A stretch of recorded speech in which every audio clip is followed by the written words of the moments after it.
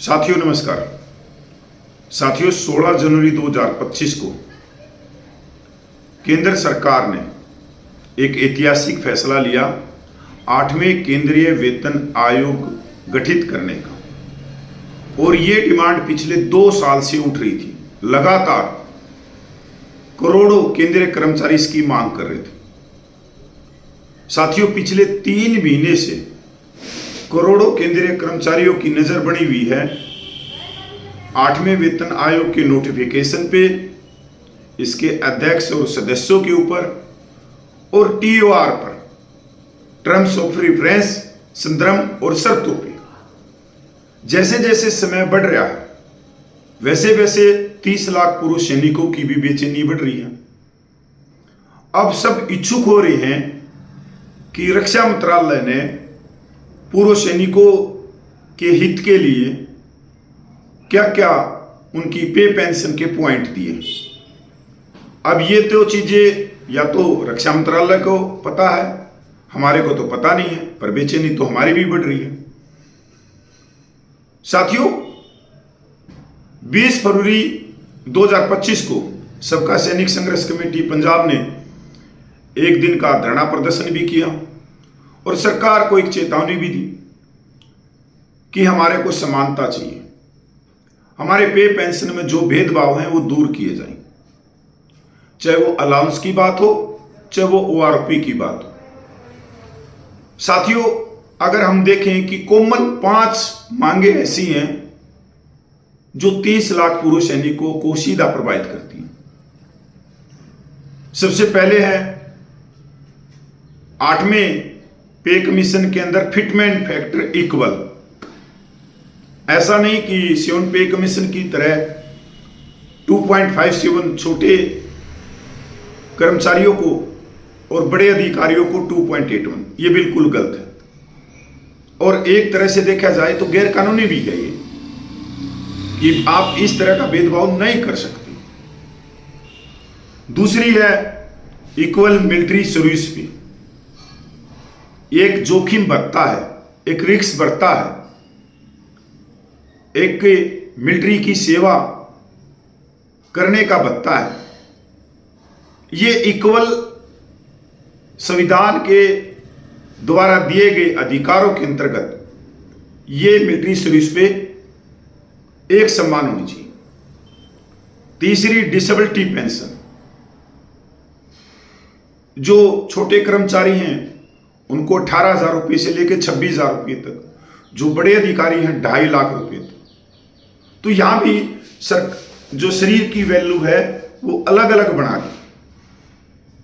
मतलब एक तरह से जो संविधान ने समानता का अधिकार दिया है उसको पीछे हटा के एक का जो शरीर है वो लोहे मिट्टी का दिखाया गया है और एक का शरीर सोने चांदी हीरे जवाहरात का बनाया हुआ है, कि अगर इसको किसी ऑपरेशन में, युद्ध में चोट लग गई, घायल हो गया, जख्मी हो गया तो कोई बड़ी बात नहीं, पर एक शरीर को अगर चोट लग गई तो बड़ी बात है।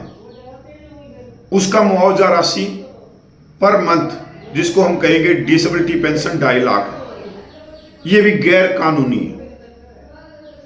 चौथी मांग है ओआरओपी। ओआरओपी लागू क्यों की गई, कोश्यारी कमेटी ने क्या कहा, यह बहुत महत्वपूर्ण बात है।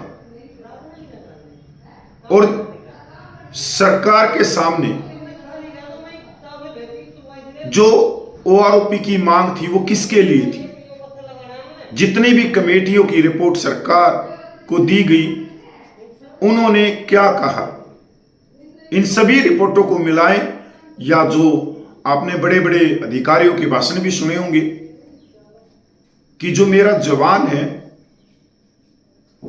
वो कम सर्विस में और कम उम्र में रिटायरमेंट आ जाता है, उसकी पेंशन बहुत ही कम होती है, तो उनको ओआरओपी दी जाए जिससे उनकी पेंशन अपडेट होती रही साल दर साल। पर यहां तो प्रीमेच्योर वालों को बाहर कर दिया गया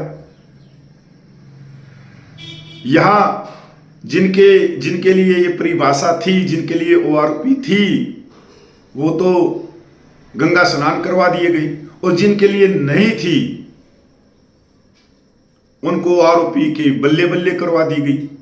तो ये भी एक तरह से गलत चीज है। फिर एक कम्यूटेशन, इससे भी लाखों पूर्व सैनिकों का पैसा बचेगा।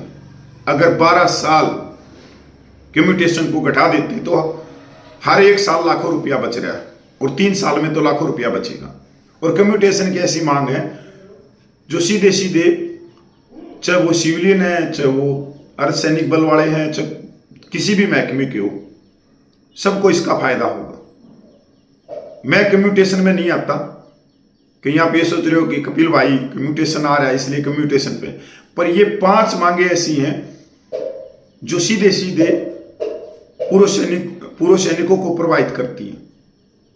और साथियों, ये भी एक सच्चाई की बात है कि अगर ये 5 मांगे समानता, इक्वलिटी के हिसाब से चलती है तो इससे कुछ सैलरी और पेंशन में बढ़ोतरी हो सकती है।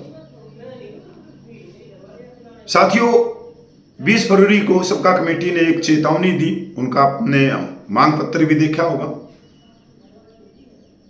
कि आने वाले समय में अगर हमारी जो मांगे हैं वो शामिल नहीं की गई तो हम एक बड़ा आंदोलन करेंगे। अब ये जो फुटबॉल है ये सरकार के पाले में, अब सरकार इस फुटबॉल को किस तरह से लेती है वो तो आने वाला समय ही बताता है। साथियों, अब पूर्व सैनिकों की एक और रैली होने जा रही है दिल्ली में जंतर मंतर पे अप्रैल के महीने में, जिसको वॉइस ऑफ एक्स सर्विसमैन ने बुलाया है, वही उस रैली को लेकर चल रही है। साथियों, यहां मैं बताना चाहता हूं कि जो सबका कमेटी नेशनल है वो उस रैली का समर्थन नहीं करती, पर इसका मतलब ये नहीं है कि जो मांगे वॉइस ऑफ एक्स सर्विसमैन उठा रही है वो हमारी मांगे नहीं है या वो मांगे नाजायज है। नहीं, बिल्कुल वो मांगे जायज है, हम उन मांगों का समर्थन करते हैं।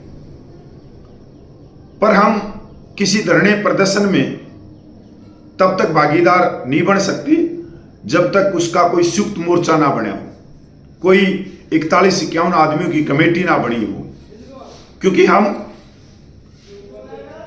2, 3, 4 अपने जो पूर्व सैनिकों के रूप में जो लीडर हैं उनको स्वीकार नहीं करेंगे। क्योंकि 2-4 अगर नेता हुए पूर्व सैनिकों के तो वो कभी भी जाके सरकार से हाथ मिला सकते हैं, पिछले दरवाजे से बात कर सकते हैं, उसमें चाहे मैं भी हूं चाहे उसमें दूसरे सदस्य भी हों। तो ये स्वीकार योग्य न तो बात है और न ही ये नैतिकता आज के समय। तो अगर कोई रैली हो या धरना प्रदर्शन हो, उससे पहले 41-51 आदमियों की कमेटी बने और उसमें पूरे देश के पूर्व सैनिकों में से जो बड़ी बड़ी संस्थाएं हैं, एक एक व्यक्ति उनका लिया जाए और वो ही कोई फैसला ले, और उस फैसले के अनुसार हम उनके पीछे चलने के लिए तैयार हैं। पर अगर कोई कमेटी नहीं बनती है तो हम किस मुंह से इस चीज को समर्थन दे भाई? क्योंकि अगर हम समर्थन देते हैं, जो पूर्व सैनिक हमारे साथ में जंतर मंतर पे पूछेंगे हजारों की तादाद में, वो न तो वाइस को जानते हैं न वाइस के प्रधान को जानते हैं, वो जानते हैं हमारे को। वो सीधा सवाल हमारे से पूछेंगे कि हमारी मांगों के ऊपर क्या रहा। अगर कल ना आंदोलन में कुछ घुसपैठ हो जाती है, कुछ सरकार कर देती है, कुछ सरकार लोभ लालच दे के नेताओं को अपने पक्ष में कर लेती है, तो हम क्या मुंह दिखाएंगे उनको? तो 41 आदमियों की कमेटी होना इसलिए जरूरी है कि उनमें से 10-5 टूट सकते हैं, पर सभी नहीं बिकेंगे। मैं उदाहरण दूं, आप सबको मालूम है कि शंभू बॉर्डर और खनौरी बॉर्डर जो हरियाणा पंजाब का है, वहाँ पिछले 1 साल से किसानों का आंदोलन चल रहा था, जिसको अभी पुलिस ने रात के अंधेरे में उठवा दिया।